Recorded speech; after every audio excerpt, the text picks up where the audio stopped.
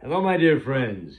This is Rabbi Aharon Dobinsky coming to you today from the holy city of Yerushalayim in the beautiful state of Israel. Remember last week time we talked about emunah, the faith in things not seen, the faith in things not seen. And this week we have two very good examples of it. First of all, we have the story of the para aduma, the red heifer. And it's got so many questions in it that seem to have absolutely no explanation whatsoever. And let's try and figure out why. First of all, it has to be red, all red. Never have a yolk on it. It has to have not even a hair of any other color on it. It's got to be perfectly red. Why? Talk about that in a minute. Then, the person who slaughters a cow is automatically tame, is automatically impure. The priest who helps him also automatically impure, and the person who gathers the ashes, you guessed it, automatically impure, which is really a strange thing because the whole purpose of doing this is to take these ashes and make a mixture with other things so that you can make people who are impure pure.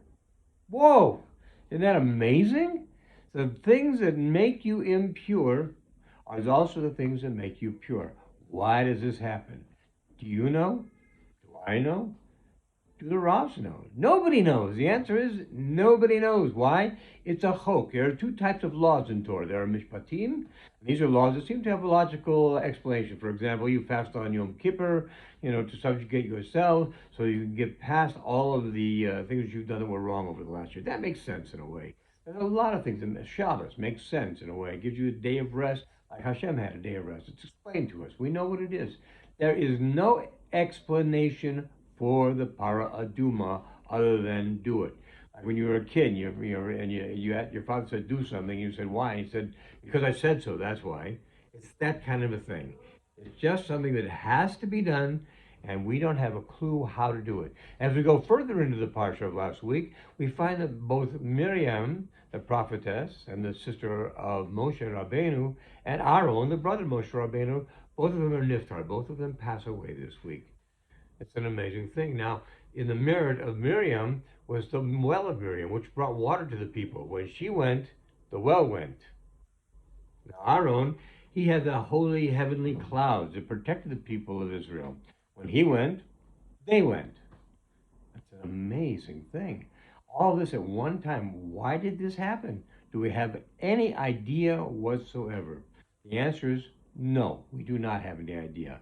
And the amazing thing beyond that is we also had the situation this week where when the people complained about these things, snakes were brought. Now, this is an amazing thing because almost 40 years in the desert, which is full of snakes and scorpions, they weren't bothered by snakes. All of a sudden, snakes are over, they're biting people, they're killing people, and what is Moshe told to do? You make a stick, and on top of that stick, you put a copper serpent, have the people look at the serpent, and they will be healed.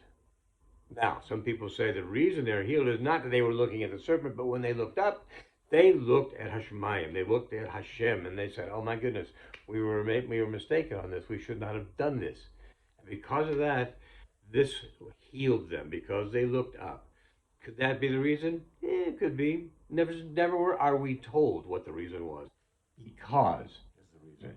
As we say in Hebrew, lama, why? Kacha, because. That's the reason. So we don't have any reasons for these major things. These we all have to take on emunah, based on faith. Now here's something interesting. After the people complained, and after they were saved, the well came back, and the clouds came back. Wow, this is amazing. Well, the well came back, but it was an interesting story what happened. Moshe Rabbeinu was told to go and speak to a rock. So he went to where the rocks were. Now understand, here's a pile of rocks. Which rock is the rock?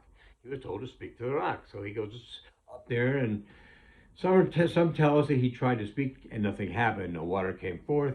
And then he took his staff at that point and he hit the rock twice and water came gushing out, which is a good thing, but not a completely good thing, because the purpose of Hashem in telling him to talk to the rock was to show the people that he could do, because of Hashem, things that nobody else could do. Hashem gave him the ability to talk to a rock. That's it, just talk to it. And the people would not believe in the fact that the rock may have been magic when it's combined with the staff. The staff itself was magic.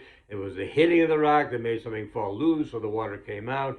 None of these were true. It simply was because. We have to understand this is our world of Emunah. We have to understand this is what happens in a world of Emunah. Things happen that we cannot explain logically. And on that basis, I want to tell you a very short story that I was reminded of this Shabbos. It's a story about a man who was told, to get in good shape, you need to start running every day. You run for an hour every day. And the man started doing this, and after a while, he said, this is really too hard. I can't run that far. So I'm going to have to take a shortcut. So he decides to take a shortcut, but the only shortcut goes through a cemetery. So he's running, and he's going through the cemetery, and boom! Sure enough, he falls right into a freshly dug grave.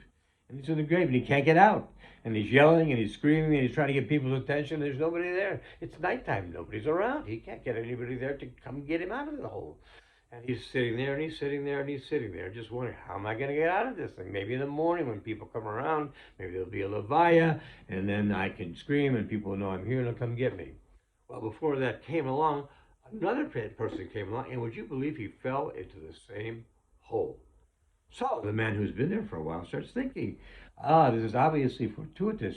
Now there are two of us down here, and we can easily get out. We can help each other out, and then one can get out, and the other can go get help and bring the other one out.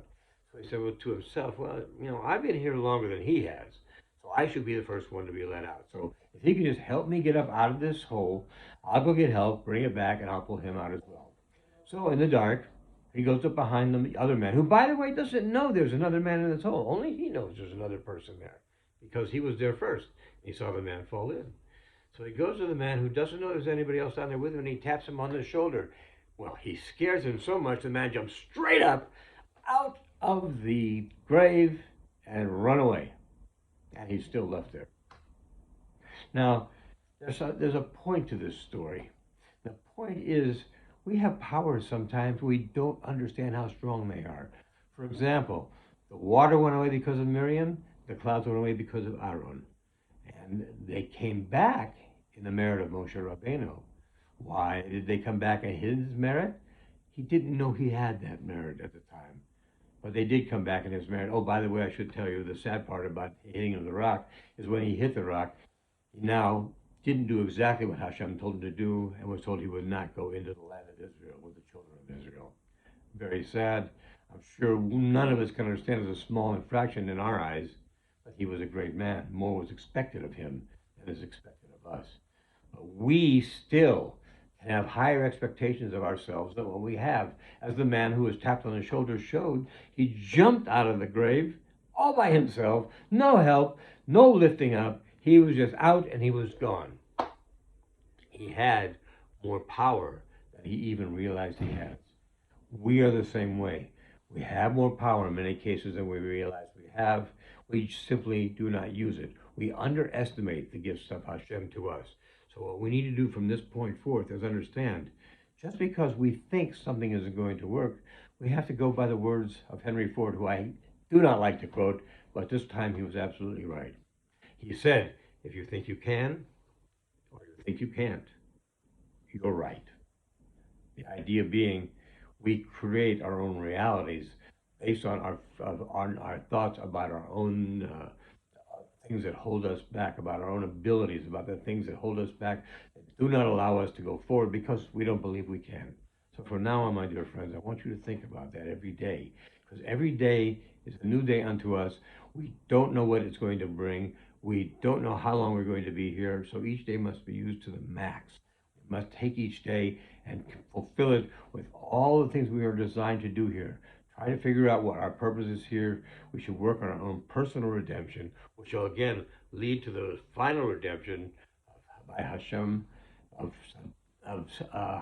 Mashiach Sidkenu and the bringing of the third Beit HaMikdash.